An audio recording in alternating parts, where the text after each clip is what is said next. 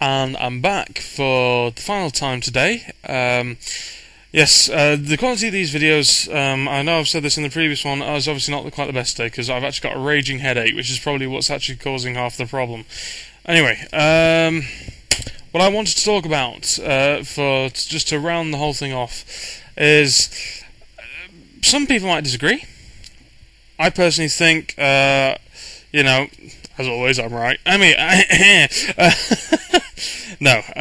Right, basically, my problem now is the equipment in 4th. Now, 3rd and 3.5 basically had a lot of variation. I mean, to be honest, it was all to do with stats and powers. I mean, it is fairly well the same in here. However, in 3rd edition, there were a lot of rules that you could actually use for creating your own items, unique gear, and stuff like that. Sort of putting on spider climb and sort of all this sort of stuff. It was actually a really, really good system just to add a bit of sort of player crafting into the game. Now, 4th edition seems to do away with this to quite a large extent, and my huge gripe with 4th edition is that, for instance, they've changed the way actually adventuring works in 4th edition. I can't remember. I think it's action points. Yeah, that's it. Basically, as you adventure, you gain action points. I think after every 2 encounters you have in a dungeon, provided you haven't used an action point or your second wind, and I won't go into that, but basically it's how you heal yourself if there's no other healer around and you're in the deep doo-doo. Basically, you gain an action point. And basically you can use these action points to sort of make a second attack or something in your go, all this sort of stuff. It's basically alternate actions. But also, if you also go like 2 fights without sort of using an action point or second wind to heal and stuff, or rest, then you gain what's called an item recharge. And that's important for what I'm about to say. Certain items, for instance, again off the top of my head, an Orb of Thunder. It's what certain spellcasters use to channel their magic, their magical implement. Once every recharge phase, they can use this and deal, say, an additional 1d8 damage. This is a lower level character. But once they've used the magical effect, well, they can't use any other magical effect on that turn, and that's pretty much it. I might be a bit wrong, because like I said, it has actually, despite the fact that I have actually played that quite a bit, it's been a while since I played. And it was a little bit forgettable, but the other way it manifests is that if you ever get a critical hit, i.e. by rolling a natural 20, then instead of just rolling double damage, as you would have done in 3.5, what you actually roll in this case is maximum damage. However, for every plus on the weapon, that is to say, I've got a +2 longsword, I roll an additional 1d6 damage. Plus any sneak attack bonuses and all that sort of stuff. So in other words, your magical gear in this, there's much less of a focus on actually what it can do for you on a constant basis. A lot of the time you might as well be fighting on base stats, to be perfectly honest, and then it gives you a huge bonus should you get awfully lucky, or should you use your one-shot ability off the power, and then you have to recharge it by resting. And yeah, that's okay. But I think they fall into a pit trap, another MMO pit trap, in that everything has got to do something. And I know that's a slightly strange way to put it, but to quantify it, I mean, in 3.5 you've got a load of throwaway magical items.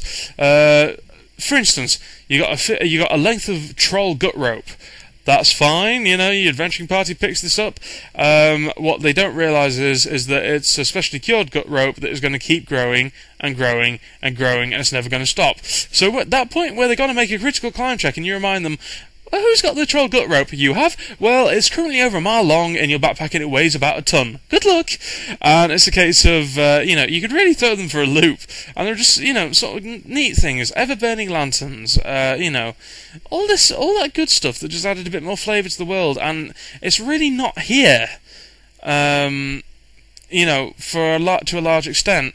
And again, for a game that's all about sort of the loot you can acquire, and the loot you can sort of hope to, the rewards from adventuring and whatnot, this feels a hell of a lot more restrictive to me personally than 3.5. Maybe this is me just having a gripe. Maybe some people would disagree, but that is how it feels in terms of how it plays. And it does seem a lot more level restrictive than third and 3.5 do. This brings me to another point, that a lot of the GMs who are very, very good D&D GMs that I've actually talked to essentially say that they look through the monster manual, they look through sort of the setting books and whatnot, and they come to this horrible realization that all they're actually doing, all they're coming up with is a dungeon crawl. And that's not just D&D for my money.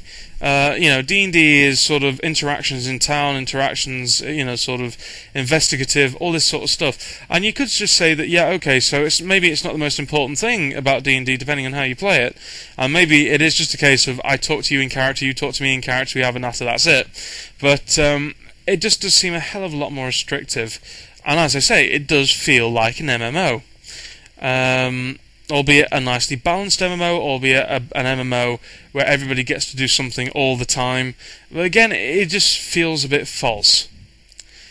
And it is a matter of personal preference. Personally, as I'm sure you're very much aware, and I have said repeatedly because I'm babbling, I will be sticking with 3.5 for quite some time.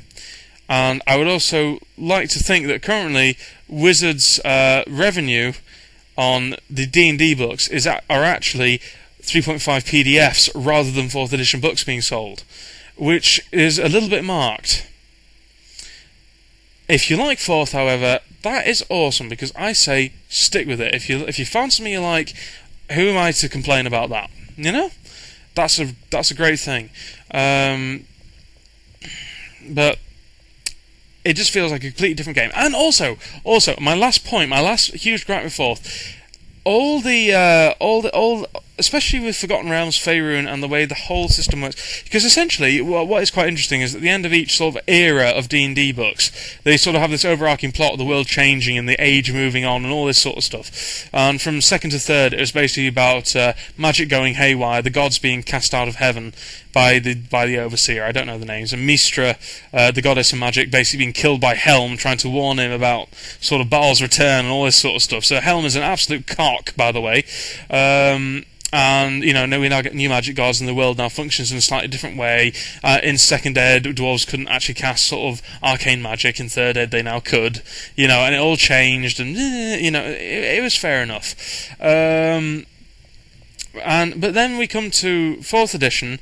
To my knowledge, there's not been a huge sort of the world has changed. We've just simply lost characters from all over the place. The elven race has now been split up into